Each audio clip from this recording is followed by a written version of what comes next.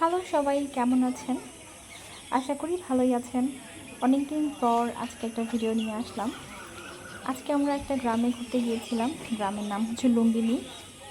মনে হয় যেন নেপালে এসেছি। আম, এখানে সব কিছুই আসলে অনেকটা নেপালের মতোই। চারপাশে দেখতে পাচ্ছেন আসলে এত সুন্দর জায়গাটা। এখানে দেখে বোঝার উপায় নাই যে এটা কিছুদিন পরে একদম ডুবে যাবে। আর যখন পানি থাকে না তখন এখানে ধান চাষ হয়। এই ব্রিজটা ক্রস করলেই হচ্ছে উপরে একটা বিহার আছে। আমরা বিহারের দিকে যাচ্ছিলাম।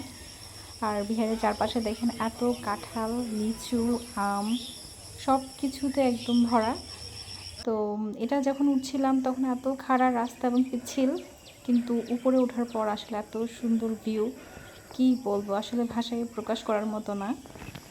তো এই যে ভিউ দেখতে দেখতে আমরা আরও উপরে গেলাম।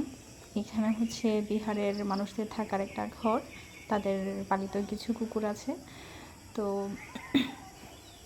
এই এই পাশে হচ্ছে এই যে সোজা রাস্তা, এই পাশে হচ্ছে মেইন বিহার। সামনে আমরা যাচ্ছিলাম, সামনে গিয়ে গেটে দেখতে পেলাম গৌতম বুদ্ধের একটি মূর্তি আছে। আমরা আর ভিতরে গেলাম না, বাইরে থেকে দেখে চলে আসলাম। যাওয়ার পথে দেখলাম একটা নিজে লিচু গাছ লিচু ধরেছে, দেখে এত ভালো লাগলো। আসলে এখানে সব কিছুই পড়ে আছে কিন্তু কেউ ধরছে না। এই গ্রামটা কিন্তু রাঙ্গামাটির রাঙ্গা পানিতে অবস্থিত, আর গ্রামের নাম হচ্ছে লুম্বিনী।